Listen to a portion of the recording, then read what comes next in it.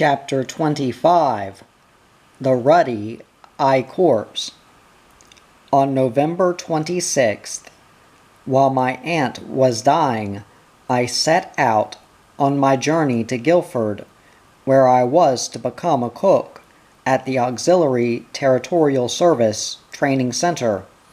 I was now a recruit again, and must learn to salute, and barrack my bed, and polish my buttons, and about turn on the march, and say, "Yes, ma'am," and "No, ma'am," and obtain a pass before going off the campsite. I had to go to see the medical officer because I had asked for exemption from physical training, and when I told her something about my career in the ATS, she asked me if I would care to have a talk with the visiting psychiatrist who came to the camp once a week to interview women who did not appear to be suited to Army life. I said I enjoyed Army life, but I would be pleased to see the psychiatrist if the doctor thought it would be helpful. I went in to the interview expecting an intimate and sympathetic chat, but I realized in the first minute that the exchanges on the part of the interviewer were going to be brief and astringent. This was a good thing, because I was able to brace myself and give a dispassionate account of my experiences. The psychiatrist was a woman, major of the Royal Army Medical Corps. She contradicted almost everything I said, and appeared to be trying to make me contradict myself. When I came to the events leading to my resignation, the interviewer said, "What are you going to do when you leave here?" "I'm going to be a cook," I said. "A cook?" "Yes," I said, "I should like to be a cook in a male OCTU." She looked up sharply. "But that would involve working with men," she said. "Yes," I replied, "I like working with men." The psychiatrist gave me a penetrating look and said, "Then why am I interviewing you?" "I don't know, ma'am," I replied. She shut her notebook with a snap and dismissed me. The M.O. told me later that in spite of her apparent coldness, the psychiatrist had had the deepest sympathy in hearing my story. She had said it was quite unnecessary for her to see me again. It seemed that the military authorities had concluded that my attitude to men was not normal because I had declined to regard it as natural for a young girl to have an affair with somebody else's husband. I felt that the members of my sex had missed an opportunity in this wartime partnership in not requiring men to accept our standards instead of ourselves accepting theirs. On the CO's instructions, I had a special interview with the personnel selection officer, and she was at pains to find out what I really wanted to do when I left the training center. She said she did not think I should be happy as an ATS cook. I said, "Well, ma'am, there is one job which has always appealed to me, but I don't think I have the necessary qualifications for it." She looked at me. "I would like to be a member of the Intelligence Corps," I said. The officer nodded and dismissed me. One day after Christmas, I was called in to company office and told that I was being sent to London for an interview. I could only guess the purpose of this. On arrival, I was conducted through a rabbit warren of underground fortifications and interviewed by a civilian who told me that I had been recommended for a job requiring the highest degree of integrity. I thought dizzily that I was going to become the Prime Minister's secretary. I was then taken across London by Army transport and interviewed by a lieutenant colonel who told me that I was being considered for a job in the intelligence corps. When a month later I left London for a unit in the north of England, I was a lance corporal wearing the coveted I Corps badge. My new unit consisted of a handful of girls working on special clerical duties at a large operational station until the hutted camp, which was now being constructed, should be ready for them. The girls were occupying an attic floor which had been the servants' accommodation in a large house. I arrived on a January evening, when the moorland wind was driving flaming clouds across the sky. The corporal issued me with blankets from the store, and then led me to the quarters. She opened the door of the room, accustomed to inspecting spotless bare rooms. When I saw the fluff under the beds, and the cigarette packets littering the floor, and the clothes strewn where they had fallen, I let an involuntary exclamation escape me. "Oh," I said, "what a dreadful room!" I tolerated the disorder more easily after a few days, when I had discovered that the room was occupied by 3 groups of women working on 3 8-hour watches during the day and night, so that one watch was sleeping while another was working and the third was relaxing. A week or so later, when I was wooing daytime sleep, I heard whispering from the girls sitting on the next bed. Someone had evidently just returned from leave. I heard a voice say, "What's the new bod like?" "My dear, she complains about the fluff under the beds," was the reply, and I thought, here we go again. When I had been suffering from the reaction of the episode with Jim a year or so earlier, I had sought solace in writing.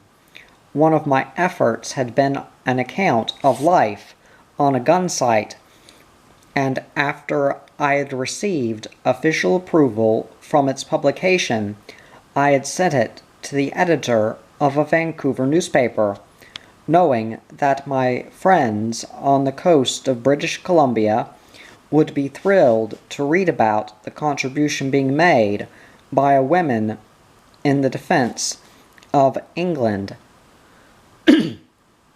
A few weeks later, I had received a copy of the issue containing my article, which was spread over half the back page under a title in large capitals proclaiming, "Former exchange teacher now sitting guns at British base."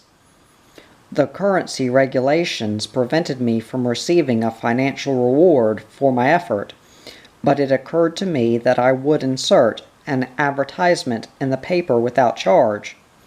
If I had any reason to do so, an idea occurred to me. I could advertise for a pen friend. I composed my advertisement and sent it, with a prayer, over 6,000 miles of ocean and continent. The newspaper was distributed over further hundreds of miles, and soon the replies were pouring into my mailbag. I selected from my correspondent a man who lived in a remote log cabin on the north shore of the Athabasca Lake in the Northwest Territories of Canada, and the accounts of his life, which he sent to me together with the expression of his thoughts, thrilled me to the marrow. At the time of the evening meal in camp, after our day's work, I would line up with my knife, fork, and spoon, and the orderlies, seeing that I was holding another letter with a Canadian postmark, would say, "How many pages this time, then?" And I would answer, 18 or maybe 24. Throughout the meal, I would regale the girls at my table with extracts from the letter about the swathes of northern lights which wreathed across his sky as he wrote, or the latest exploits of his husky puppy, or the number of mink or marten he had taken from his traps.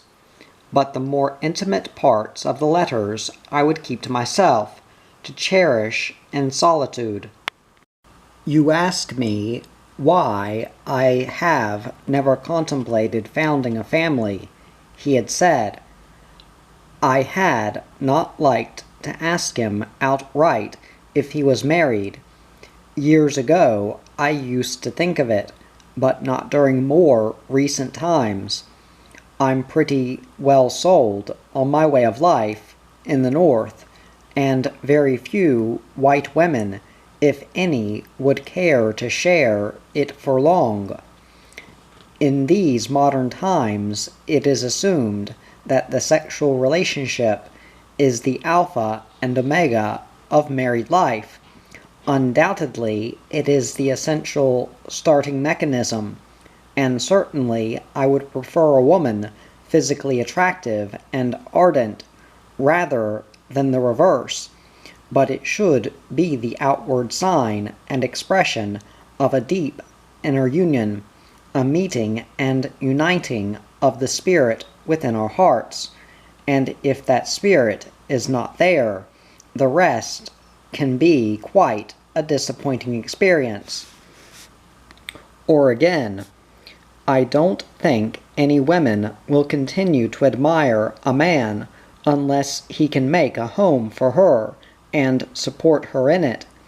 A wife's job is primarily that of a bearer of swords and a buckler on of armor. There is nothing like an understanding heart to restore man's courage and self-confidence, so that he can go out tomorrow and take an even worse beating from life than he took today, yet still believe he holds the winning hand, and need only play it through. I'm not a man of money or property, he had said, and at the age of 30 have virtually nothing to show for my labors of the last 15 years. What I have accumulated in the North means very little outside. I do have a very nice little log house on the Athabasca Lake shore, which could not be sold, rented, or given away, and which, being built of spruce logs, chinked with moss, will very quickly deteriorate now that it is vacant.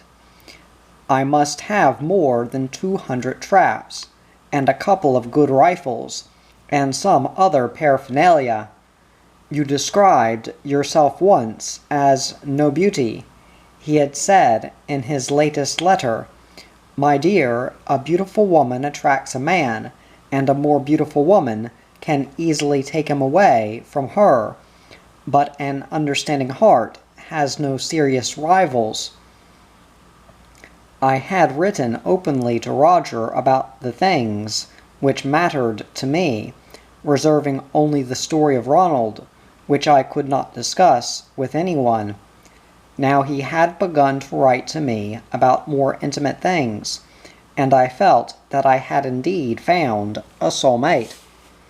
Every normal person, he said, has a capacity for affection, and a store of it which he yearns to expend. In the past I have lavished mine on tame squirrels, fledglings, crows, baby rabbits, picked up in the bush. I have always wanted someone or something to look after, something which would recognize and appreciate my efforts. But I never expected to find a woman like you, with taste similar to my own. I have indeed treasured your letters, cherishing that part of them which has portrayed the flowering of a woman. A bloom such as yours would lift up any man's heart, even mine, against my firmest intentions. I have gradually fallen in love with you. Now receiving a letter from you leaves me physically shaken.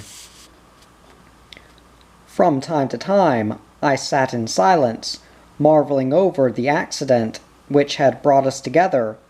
Some divine agency must have pricked with a pen among the teeming millions of our English-speaking population to match me up with that lonely speck, living in forested isolation in a log shack on the other side of the world. A man with taste and aspirations which coincided miraculously with my own. In his next letter, Roger told me that he had a sister living in London. He included her address, in case I might wish to write to her. I did this at once, and Pauline replied, inviting me to spend my next 48 hours' leave with her.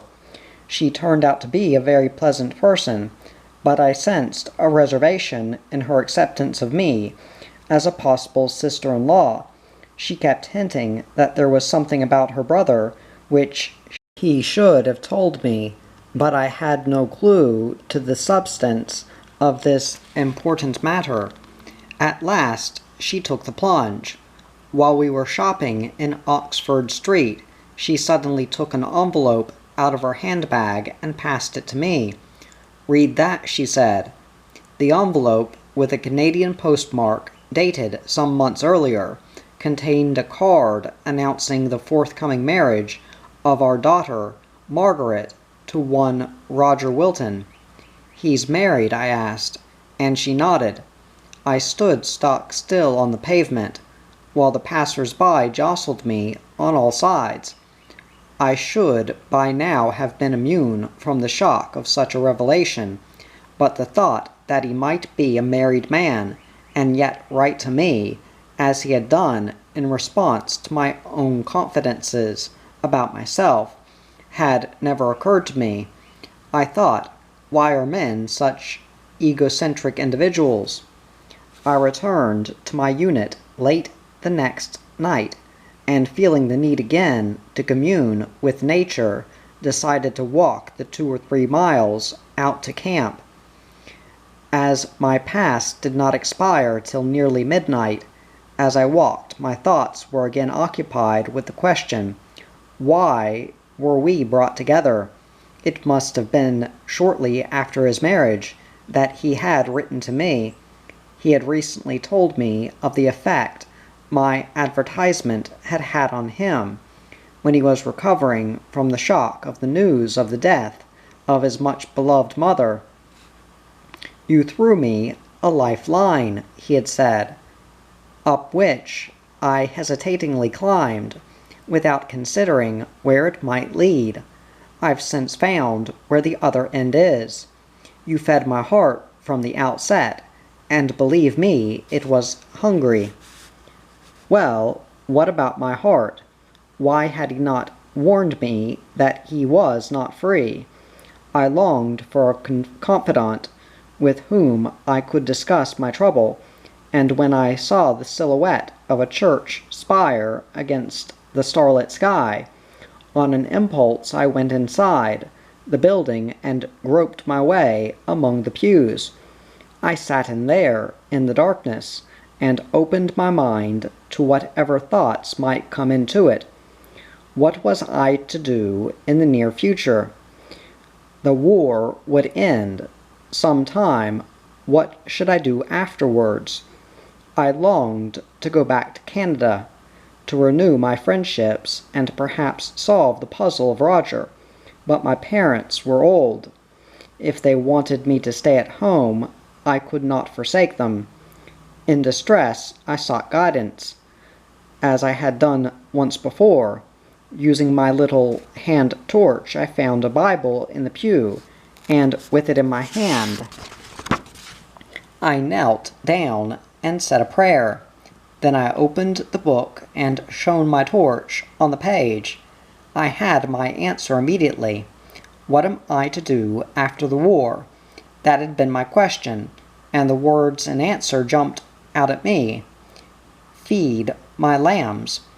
I closed the book and left the church, with that peace which passes understanding flowing over me, and the knowledge that my life was being directed by divine authority. I was soon on good terms with my colleagues in the intelligence corps. They were all much younger than I was, many of them being newly qualified university graduates or girls who had been recruited in the middle of their course of study. For a time, we were all unpopular with the other ATS on the station, especially with the cooks. The other girls worked on 6-hour watches, and the cookhouse personnel would no sooner have finished dealing with their meal than one of our shifts would start another key with our empty plates. "Who the heck are you lot?" they would say, and when we told them, they would shout to the others, "It's the Ruddy I Corps." Once things were properly organized, however, we became friends, and if the expression was used, it was more as a term of endearment, or so we hoped.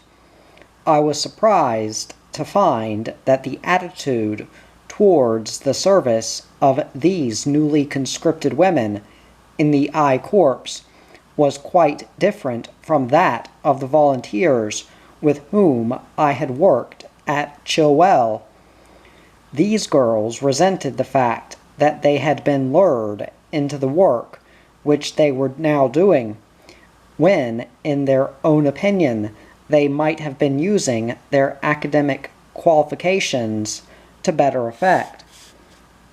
I watched with admiration the way in which the newly appointed sergeants used their authority.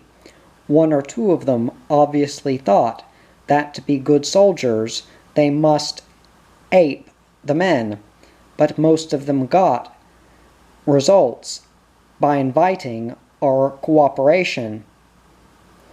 I worked with 3 girls in a sort of annex called the Records Office, which was connected with the main office by a glass swing door.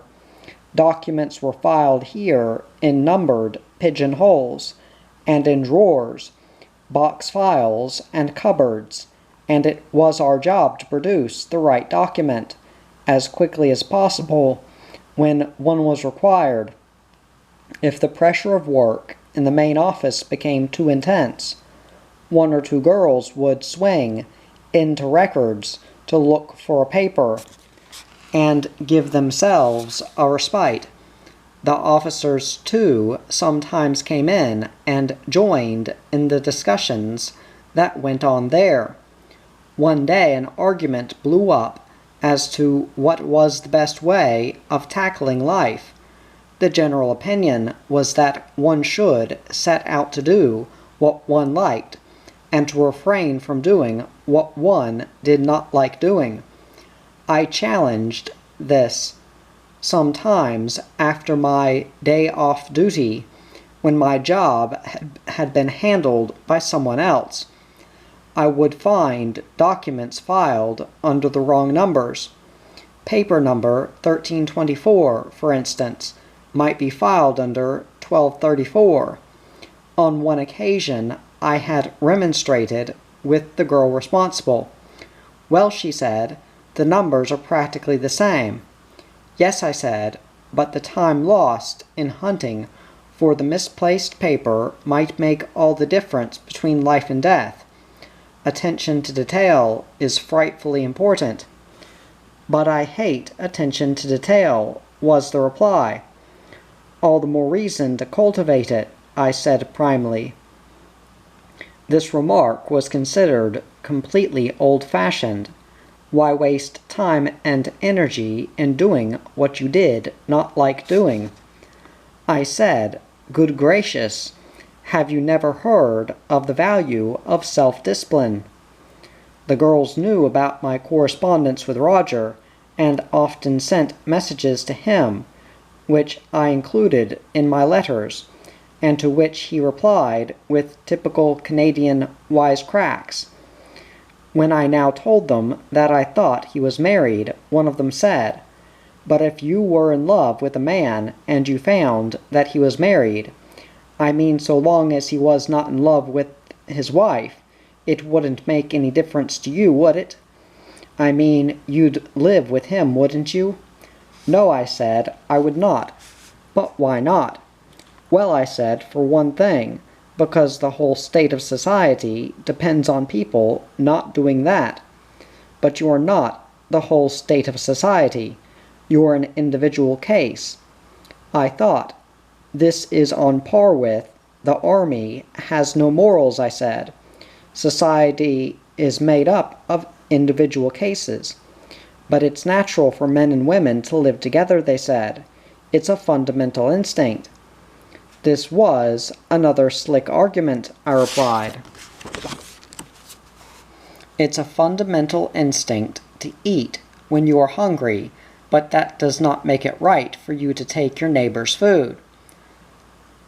"Oh, Petal," they said, "you always classify behavior as black or white.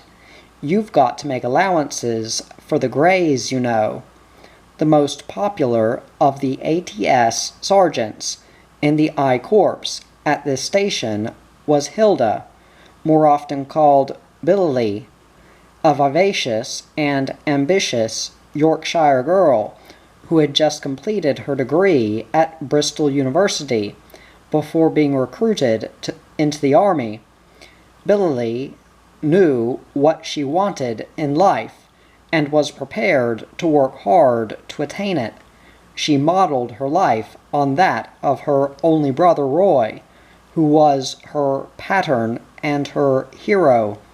He was a commissioned officer in the Royal Artillery commanding African troops. Since I was now only a lance corporal, I did not move in the circles of the sergeant's mess any longer, and so I did not get to know Billy very well at first. Then, one morning, the telephone in the records office rang, and Anne, the RSM, answered it. She called across the office. "The major wants to see you, Billy." So Billy picked up a pad and a pencil and swung out through the glass door. A few minutes later, she was back again, but we were all busy and hardly noticed her entrance until we heard her voice, cold and dispassionate, saying, "Roy's dead." I leapt to my feet, protesting, "It's not true." Billy stood there, in the middle of the floor, still and white, and replied, "It's true. The major told me. It happened in Burma." We all looked at her helplessly. Then she added, "I've got 48 hours leave," and left the room. In those few minutes I had lived again the shock I had experienced once before. I knew so well what her need was, the comfort of human sympathy, the realization that someone shared in her grief. Suddenly, in a flash of insight, the reason for suffering, the problem of pain, was illuminated for me. There is no mystery about it. Suffering makes us kin. I wrote to her that night, struggling to explain what I meant. "Someday," I said, "someone whom you love may go through what you are enduring now. The value of your help to them will spring from the intensity of your suffering now. Does that thought reconcile you to your present pain?" Another Christmas came and went, and in the spring of the year 1945, the members of the Intelligence Corps were very busy.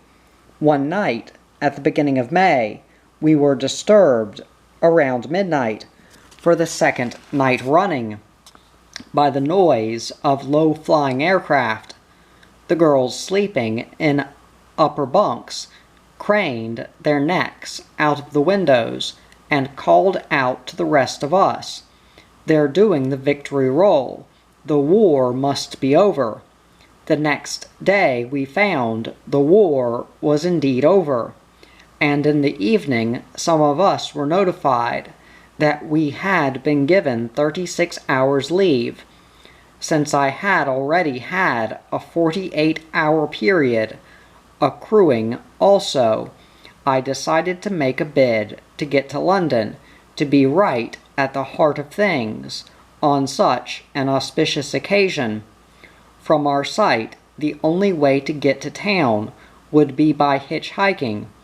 I did not realize that as this was a public holiday, there would be almost no traffic on the roads. Civilian petrol was strictly rationed, and military drivers would be off duty. I set out, hopefully, however, leaving the camp after breakfast. I was soon offered a lift by a civilian in a big car. He was only making a local call, but when he knew that I was aiming to get to London, he said that if I was going to drop in on friends unannounced, he would telephone them for me and say I was conning. This relieved my mind. By 1 o'clock I had got no further than Retford. I walked a mile or two more before I heard another car engine. Then I saw that it was a little open two-seater, and I imagined that the village constable was perhaps making his rounds. It turned out, however, that the driver was a civilian making an official visit to London, and so we drove through the balmy, hawthorn-scented air for miles, to the soft accompaniment of music on the radio. Before we came within reach of the city, I made a red, white, and blue bouquet from red campignons, cow parsley, and bluebells, and fastened them to the windscreen. That evening, in company with my friends, I joined the surging throngs of Piccadilly Circus and stood outside Buckingham Palace, cheering the royal family and the Prime Minister, proud of the knowledge that I had had a small part in helping to win the war. Chapter 26. After the war. I was released from Army service on 28th August 1945 with the following testimonial: military conduct exemplary. Testimonial: served as ATS officer for 3 years, 1940 through 43. Relinquished commission owing to illness. Rejoined as private for special intelligence duties. Has always been conscientious, reliable, and most satisfactory in every way during her period of service. When I returned home, I found that my parents were anxious about my future. They were still worried about the reason for my reversion to the rank of private, and my father was afraid that I should be unable to integrate myself into civilian life, and would perhaps decline to return to the teaching profession. But I was longing to be back in harness, and now that I need not return to the unhappiness of city life, I decided to find a post within reach of my home, so that I could live with my family and enjoy the beauties of the Malvern Hills. I saw that my mother would grieve if I went across the Atlantic again, and so I assumed that my traveling days were done. In September, I took up a post as an assistant teacher in a Malvern school. I was given charge of an infant class of obstreperous little boys at one end of a large classroom. At the other end of the room there was a class of 5 and 6-year-olds, taught by a lady who was cruelly crippled and with arthritis. She was a devoted teacher who heroically endured and enjoyed the exhausting routine of an infant teacher's day. About a quarter of the population of the school resided in a home for the children of broken marriages, and my rumbustious little 7-year-olds were aggressive and insubordinate. I was soon wondering what had happened to the tradition of discipline and order which had prevailed in schools in pre-war days. Then one day, one of my little pupils himself gave me the answer to this question. I was writing on the blackboard, with my back turned to the class, and there were the usual sounds of discord behind me. When I turned to face the class, just in time to see Simon bash Brian over the head. "Ow!" howled Brian. "'E 'it me, 'e 'it me." "Well, never mind," I said, straightening Brian's jersey. "We'll take no notice of him." Simon's fist crashed down on the desk. "Then I'll make yer," he said violently, and I thought to myself, so that's it. These children just crave to be noticed, and I remembered how my own naughtiness as a little girl had sometimes stemmed from the same urge. If the grown-ups had been too much engrossed in their conversations. In February the next year, another infant school in the town advertised a vacancy for a headmistress, a little 2-class church school, and I applied for it. My mother was pleased when I was appointed to the post. I found my new pupils delightful children. There appeared to be no discipline problems, and I thoroughly enjoyed teaching them how to read and write and use numbers, conducting nature expeditions on the Malvern Hills, mopping up pools of spilt paints, presiding at the school dinner table. After Easter, I admitted 2 cherubic 4-year-olds, and at tea time I would share the recollection of their prattlings with my mother. One day she suggested that I should take these 2 littlest ones home with me to have tea, so the next day, with their parents' permission, I took them home on the bus. When we reached the house, I rang the front door bell. There was no response, so I led the children round through the garden and in at the back door. My father was sitting at the kitchen table, with his head in his hands. "Where's mother?" I asked. Surely she had not forgotten our arrangement. "She's upstairs," said my father. "She had a pain, and the doctor came." I raced upstairs. Mother was lying in bed asleep, with flushed cheeks and open mouth. I came downstairs again, and hurriedly dispensed the sandwiches and jelly and cakes.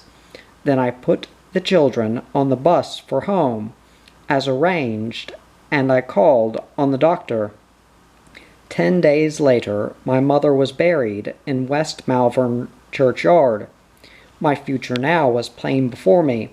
My father had been entirely dependent on my mother with regard to domestic affairs. He did not even know how to boil an egg or make a cup of tea. My sister could not give up her post as headmistress of a girls' boarding school. I must try to take my mother's place in running the home. I began experimenting in cooking to make an evening meal for my father after I came home from school.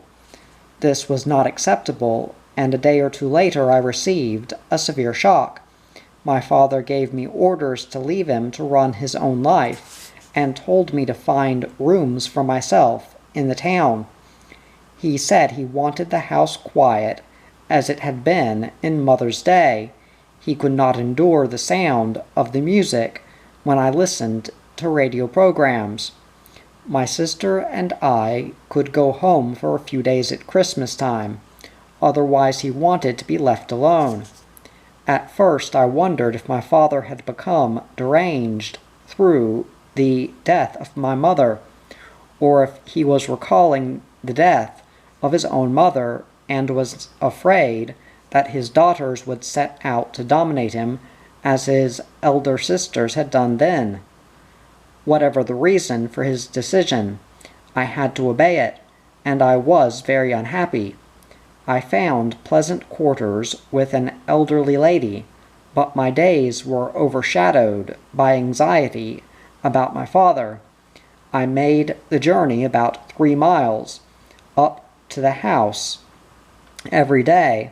Sometimes I was rewarded by the greeting, "Oh, Phyllis, come in. I'm pleased to see you."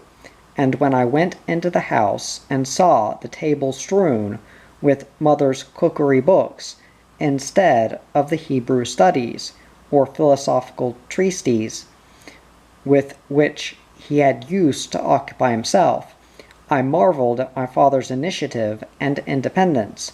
But more often I was told to take the little dog for a walk, and then sent on my way. Then after leaving the house till the bus came, I would walk along the hillside and remember the happy days, so recently ended, when Mother had looked after us all. At Christmas time my sister came to stay with my father for a few days, and she went to a great deal of trouble to make a traditional Christmas dinner for the 3 of us. As we sat round the fire afterwards, she said, "Mother's here too," and we all felt that it was so. Although I was very happy in the work at my little infant school, I was aware of my limitations in understanding the technique of teaching the very young. I had been trained originally to deal with older children. I had never watched a baby brother or sister grow up, and I did not know how to check infant tantrums and aggressions.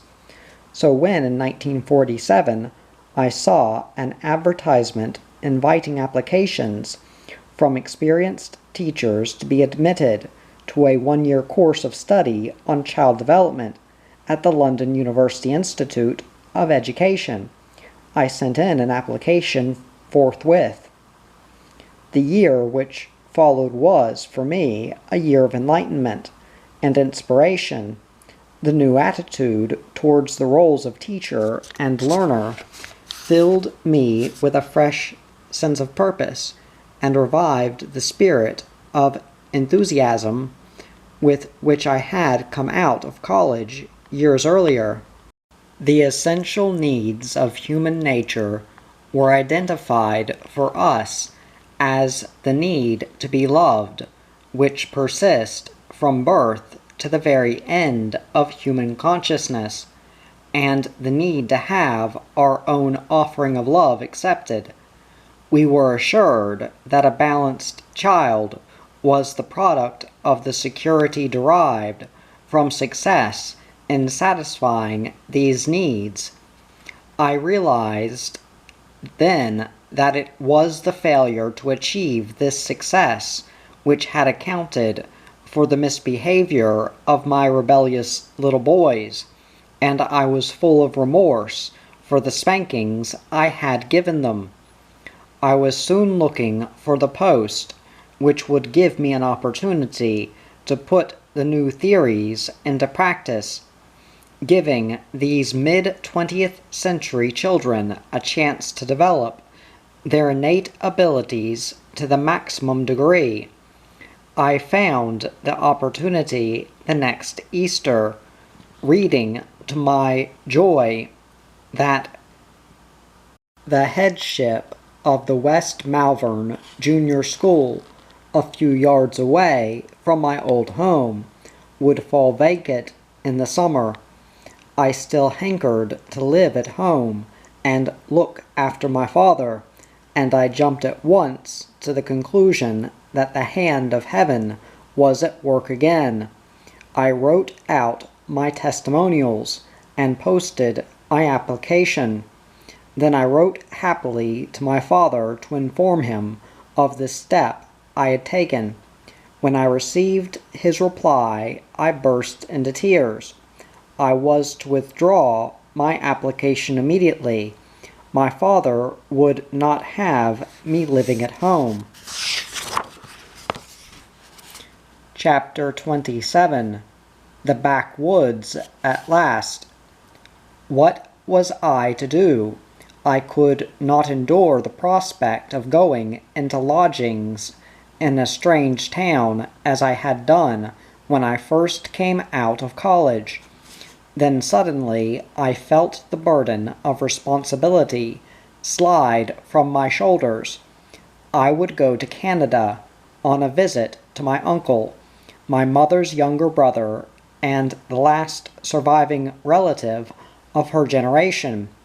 In spite of the heavy demand for accommodation on transatlantic liners at the time, I was able to obtain a passage because of my Army service, but I was not allowed to take out of the country a sum more than £10 sterling, and I should have to support myself on this during the 3,000-mile journey across the continent and until I found a job.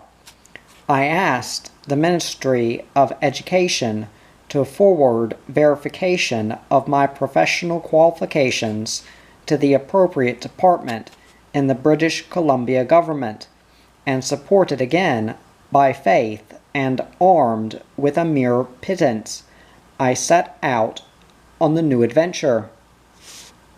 The story of the thrill of life to me during the next 2 years is told in the book which I wrote on my return. The experience constituted the realization of the dream I had had ever since reading the men's magazines at Crosby School.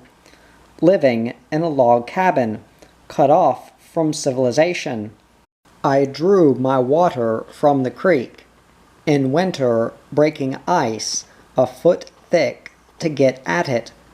I split with the axe the hunks of spruce wood which the school board secretary had had delivered by horse-drawn sleigh at my door for fuel. I received my groceries once a week when the stage truck came down the valley to bring the mail. When I wanted to go outside, back to Vancouver for instance, I had first to send a message by a pupil on horseback 11 miles up the mountain to the trading post at Jesmond, where there was the nearest telephone. My taxi had to come from Clinton, 50 switchback mountain miles beyond Jesmond. The taxi fare was $15, the equivalent of £5, and Vancouver was over 200 miles further on. The mountain sides bounding the valley of Big Bar Creek were teeming with game. During the hunting season, the taxi driver would carry a rifle in the car with him in case he saw a deer in the forest which lined his route. Most of the parents and big brothers of my pupils in autumn became guides to the hunters, who came from great distances to hunt moose and deer and bear in the district, and the visitors would drive home with their quarry strapped to the boot. of the car. When in the spring I came back from a holiday visit to Vancouver, I brought with me a puppy, and now that I had a dog to exercise, I was eager to indulge in my English habit of going for a walk. I never thought of the possible danger from wild animals. Luckily, the wildest animal that Taffy had to do battle with was a porcupine. But on other occasions, when I was traveling by car, I saw a cow moose with her calf and a lynx slinking into the undergrowth, and a wolverine drinking on the far side of a little lake. On summer Sunday afternoons, cowboys and Indians would come galloping round my door, and whenever we had a party at the school, the whole population of the valley would ride down on horseback or on sleigh, and the floorboards would rock all night to the thudding of moccasined feet. I had imagined that once I set foot on the North American continent, I should sooner or later find some opportunity of meeting Roger, but when I learned from his latest letters that he was now living in an Arctic fur trading settlement called Aklavik, 2,000 miles north of my valley and accessible only by plane, and that the plane fare alone cost the equivalent of £100 each way, I had to resign myself to the realization that we should never meet now. So when my 2-year contract to teach expired, I said a sad goodbye to my pupils of Big Bar Creek and set out for Vancouver again on the first lap of my return to England. The night before I left the city, I heard a Dominion Day sermon describing life in every part of the Dominion. I talked to the preacher afterwards, offering my services as a teacher in the remote north, and when I arrived in England 3 weeks later, I found an air letter appointing me to a post in a school in Aklavik. I had time to make the round of my friends before I obtained a reservation on a transatlantic liner. Then I went home again to pack my trunk and say goodbye to my father. On the last afternoon, as he sat in his study surrounded by his beloved books, I bent to kiss him. He averted his face, saying sharply, "Be off then," and I went out of the room and walked slowly down the stairs, rigid with misery. I opened the front door and stepped into the garden, and was met by an almost physical shock of welcome.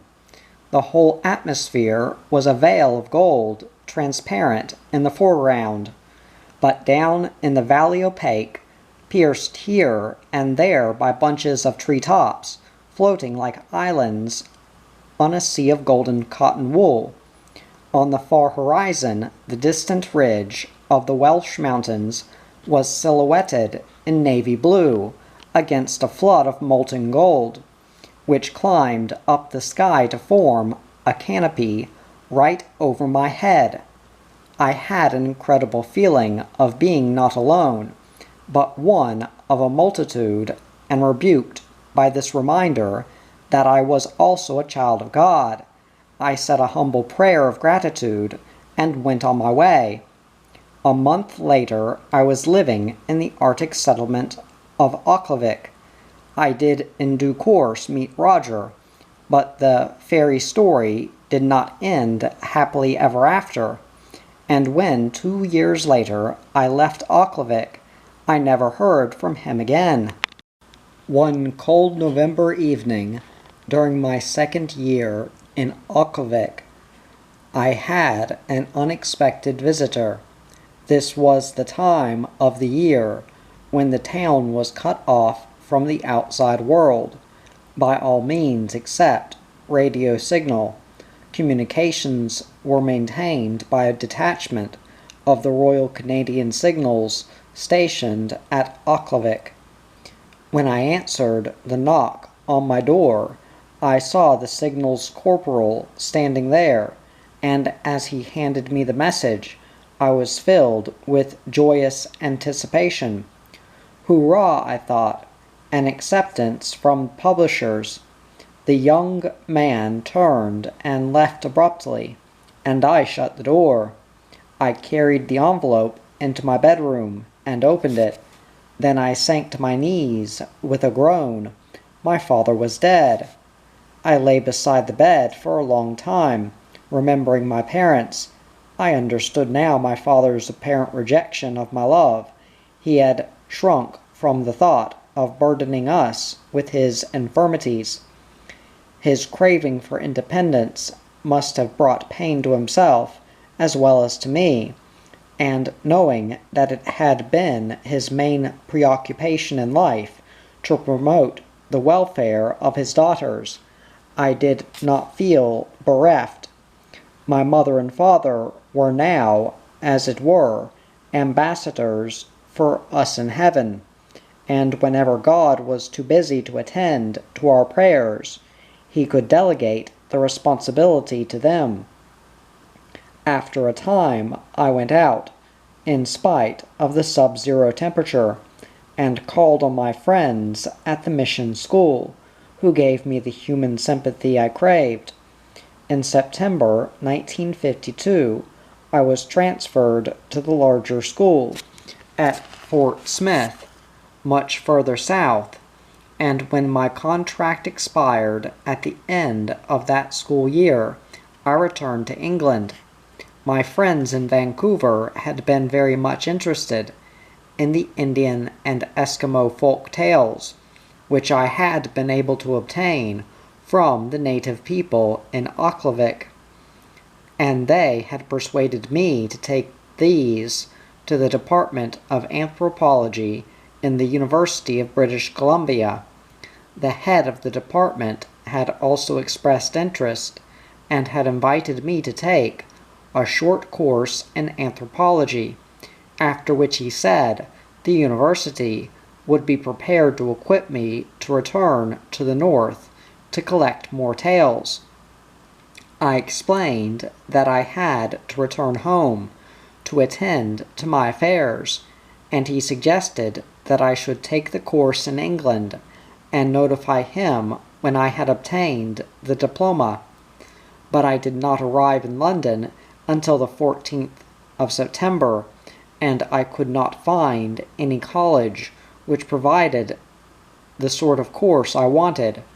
Then a young man said to me, "There's a 1-year diploma course in anthropology at Oxford University. Why not try for that?" "Oxford University," I said. "Oh, I could not go there." "Why not?" "It's a postgraduate course for mature students." "But I'm not a graduate," I said.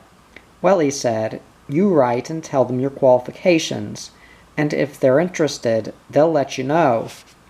I wrote diffidently to the address he gave me, and received an immediate reply inviting me to go up for an interview. A few days later, I had a letter notifying me that my application to join the course had been accepted. It was too late in the year for me to be able to be admitted to membership of one of the women's colleges, so I had to find rooms in the town. I took meals in Halifax House, however, where I was awed to find myself in the company of distinguished scientists and physicists from many parts of the world. I soon found that the emphasis in the course of study we were undertaking was on the culture of native tribes in Africa, the caste system in India, and Names ritual and similar topics. And though I read widely and made comprehensive notes and produced essays which were highly approved, I could not retain all this new learning about matters which had no connection with my experience. since I was the only person who had lived among the Eskimos. My opinions were in demand, and since also I had 1,000 feet of movie film, which I had photographed myself in the Northwest Territories, I was invited to lecture to the University Anthropological Society, and later to the Oxfordshire Folklore Society, in the lecture theatre of the University Museum. I was so eager to recount my experiences in the North that I was bold enough to accept these invitations. I also gave a talk to the Victoria League at their annual general meeting, held in Rhodes House. My only regret was that my father was not sitting among the audience. He would have been so proud. Chapter 28. Rural England. When the diploma list was put up in June, I found that in spite of my concentrated effort during the year, I had not managed to make the grade, and so I could not apply to the University of British Columbia for a grant to enable me to return to the Arctic. I must therefore look for a teaching post in England, preferably in a one-room rural school, so that I could compare and contrast the life of an English rural teacher with that of her counterpart in the Canadian bush. When I saw that a teacher was wanted to take charge of a little village school near Banbury, I took my bicycle with me on the train to the town and set out to look the post over. It was a glorious June day. I climbed a long hill and cycled along a country road with wide views on each side. I was charmed with the village, passing the stone-floored country pub with door wide open to the sunshine, a couple of old stone farmhouses, and a row of thatched cottages. I turned up the lane to the school. It stood on a hill in a garden colorful with irises, rambler roses, and forget-me-nots, with cushions of white arabis hanging from the walls. The windows were like church windows. The sills were too high up to allow the children to look out. I knocked at the outside door and heard the teacher say, "Open the door, please, Ian." As I walked into the room, all the children rose to their feet and at a signal from the teacher chanted in chorus, "Good afternoon, miss." The atmosphere was so old-world that I half expected them to follow up their greeting with a curtsy. I cycled on to see the vicar, who offered me the post forthwith, and I spent the August holiday month dreaming how I would put my child development theories into practice, as I had tried to do at Big Bar Creek. My infants should be free to follow their own bent, to experiment with materials, no matter how many, to suggest topics for research.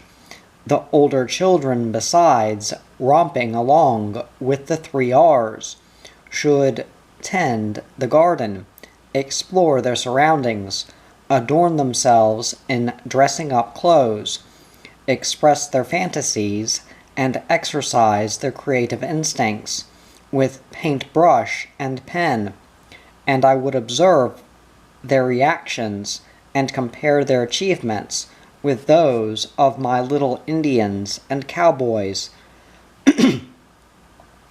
I soon found that conditions were not quite so idyllic as they had appeared to be. In fact, in some ways, they were more primitive than those I had experienced in the backwoods. For instance, there was no water supply of any sort in the school.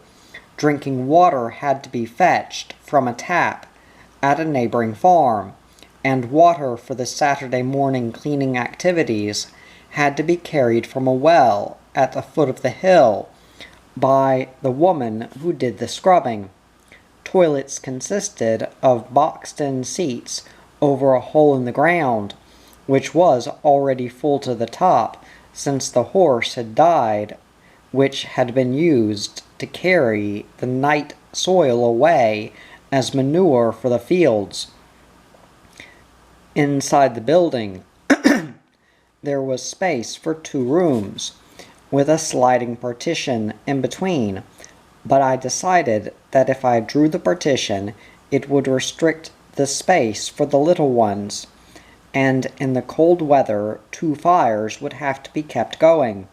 So I left it open, and the older children had to learn how to concentrate on their sums, while the 4- and 5-year-olds were playing houses, or painting pictures at their easels, and the 6-, and 7-, and 8-year-olds were counting marbles to find out how many 7s there were in 56, or pouring water into their third of a pint milk bottles to see how many were needed to fill a pint jug, or reproducing the blackberry picking scene they had been a part of at the weekend.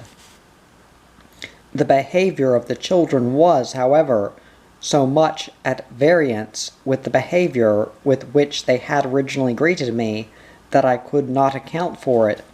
They seemed to think that the response, "I don't want to do it," was a perfectly sound and reasonable one for refusing to obey any command I gave them.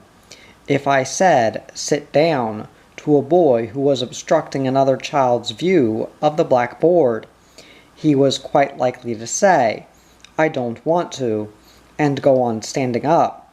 If I sent a little girl into the playground to fetch a small boy, she was liable to return without him saying, "He says he doesn't want to come." And if I then went out and took him by the hand and led him indoors, he might swear at me, or kick me, or even pick up the water jug and throw it onto the floor. What is the matter with these children, I thought? There must be something in the air that they too, although so young, considered it was a waste of time to do the things they did not want to do. I visited all the homes to invite the cooperation of the parents. They were all very willing to cooperate, but some of them said, "He won't listen to me," or "Children please themselves nowadays," and I began to revise my opinion of the value of prohibitions. Why, even the old sow in the field across the road checked the presumption of her piglets, giving them a sharp rap with her nose whenever they challenged her authority. The time was bound to come when a person found, on his way through life, that he could not do what he liked. If he had had no training in resisting his impulses in childhood, how could he resist them when he became adult? In the spring I found accommodation in an unfurnished flat in a wing of a 300-year-old farmhouse, and I felt I really was a country woman at last. I now understood the satisfaction that comes from leaning on a gate and just looking at the patchwork of the fields, a different patchwork this year from what it was last year, and again from what it will be next year. I loved to feed the little pigs, and talk to Dodo the mare, and take 3 or 4 fox terrier puppies for a scamper down the fields. That autumn I was able to consider investing in a motor car, a luxury my parents had never been able to afford for themselves. For me, confined in school all day, and living so far away from the shops, it had become a necessity. I knew less than nothing about the performance of the different makes of cars, but after studying the current motor show magazines, I made my choice, and then undertook the hazard of learning how to drive. The technique seemed so easy during the weekly lesson, for which my instructor had to come out from Banbury, but by the next week I had forgotten the drill, and my pupils would sit gleefully on the farmyard wall, and deride my efforts to reverse out of the barn